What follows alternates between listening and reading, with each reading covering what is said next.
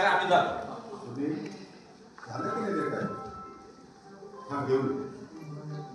साहेब काय मी तुम्हाला एक 2 मिनिटं हात जोडून सांगतो साहेब, आम्हाला आमच्या भावना व्यक्त करण्यासंदर्भात जर आंदोलनाचे मार्ग आहे, आम्हाला वाटतं आम्हाला अर्धनग्न आंदोलन करायचं, तुमचा निषेध करायचा प्रशासनाचा, तो आमचा हक्क नाहीये. म्हणजे बाळ दगावलंय, बाई गेली ती, याचा साधा निषेध पण येऊन तुमच्या कॅबिनमध्ये आम्ही शांततेने करायचं नाही. अहो साहेब, हे आंदोलनाचा अभ्यास करा आपण. मी पॉलिटिकल सायन्सचा विद्यार्थी आहे. आंदोलन याच्यापेक्षा अनेक भयंकर झालेली आहे. साहेब आम्ही जर आलो, आम्हाला पहिला तिथे का अडवलं? आम्ही तोपर्यंत आंदोलन केलेलं नव्हतं. तुम्ही बाहेर का अडवलं आम्हाला? तर तुम्ही वेळ दिली होती तर तुम्हाला इन्स्ट्रक्शन द्यायला पाहिजे होते. तुम्ही यांना तुमच्या माणसांना इन्स्ट्रक्शन द्यायला पाहिजे होतं. मी वेळ घेऊन आलो होतो, मी फक्त फलक सोडून काही आणलेलं नव्हतं.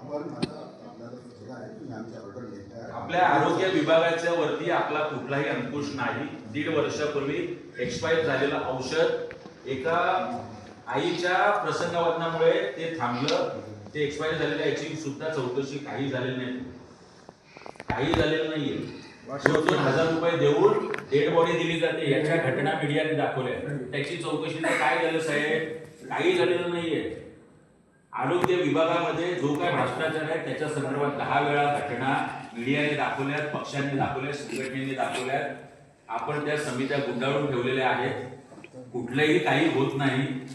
आता बाळ दगावले ना, आणि त्या पद्धतीचा आज आक्रोश आहे म्हणून आपण काहीतरी कारवाई करतो. उत्तम आहे, आम्ही स्वागत करतो. पण हे जर आपण काल घडल्या तासाभरात केलं असतं ना, तर आम्ही आपलं कौतुकाचे बॅनर आणले असते.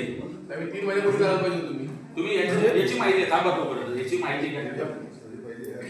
तुम्ही कॉल करून प्रत्यक्ष खांडेकर यांची माहिती घ्या. तो त्यांचा उदय खांडेकर डिप्रेशन मध्ये आहे.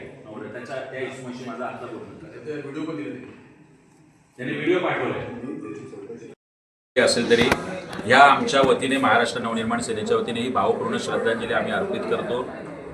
डॉक्टर भावना पगारे ज्या मुख्यतः प्राथमिक जबाबदार आहे या गोष्टीला दर्शन भागात, डॉक्टर भावना पगारे स्त्रीरोगतज्ञ यांचं निलंबनाचं पत्र आज आम्ही आल्यानंतर महाराष्ट्र नवनिर्माण सेनेच्या आंदोलनानंतर महापालिका आयुक्त डॉक्टर कैलास शिंदे यांनी काढलेलं आहे.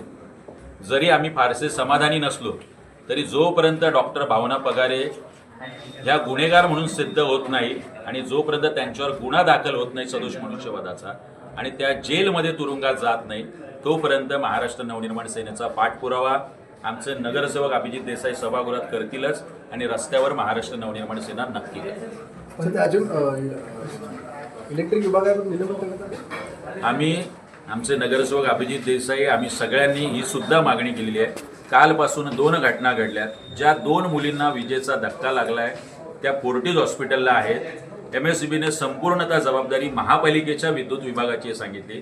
त्याचे एक्झिक्युटिव्ह इंजिनियर गाडे असतील, डेप्युटी इंजिनियर असतील, ज्युनियर इंजिनियर असेल, अर्ध्या तासामध्ये त्यांच्या सुद्धा चौकशीचं आणि चौकशी करेपर्यंत निलंबनाचं पत्र पुढच्या अर्ध्या तासात आमच्या हातात असेल.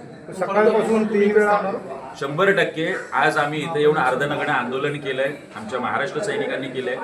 आमच्या या भावना आमच्या सोनम डोंगरे या बहिणीशी आहेत, रिचा मिश्रा या बहिणीशी आहेत आणि 3 महिन्यापूर्वी 17 मार्चला ज्या प्रतीक्षा खांडेकर या आमच्या बहिणीचा अशाच पद्धतीने याच इंजेक्शनमुळे जीव गेला होता, तिचं बाळ दगावलं होतं, त्या सगळ्यांना हा एक प्रकारचा न्याय आज महाराष्ट्र नवनिर्माण सेनेच्या दणक्यानंतर मिळालेला आहे. याचा कायम आम्ही पाठपुरावा करत राहू.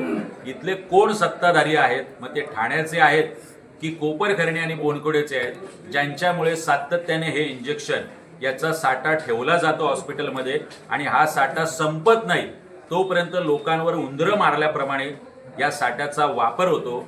याचा सुद्धा आरोपी, याचा सुद्धा खलनायक महापालिका आयुक्तांनी शोधून काढावं. कुठल्या कंपनीचे इंजेक्शन आहे हे आता त्यांनी सांगितलेलं आहे आम्हाला. डेक्सा नावाचं जे काही इंजेक्शन्स आहे, पुढच्या काही दिवसात त्याचे डिटेल्स आमच्याकडे येतील. FDIला त्यांनी दिलेलं आहे. संपूर्ण साठा आता सील करून ठेवलेला आहे. तुर्तास तरी ही माहिती आम्हाला आयुक्तांनी दिली. त्याची प्रेस रिलीज काढून या संदर्भातली माहिती नवी मुंबईकरांना द्यावी अशी विनंती आम्ही आयुक्तांना केली. सकाळपासून 3 वेगवेगळ्या पार्टी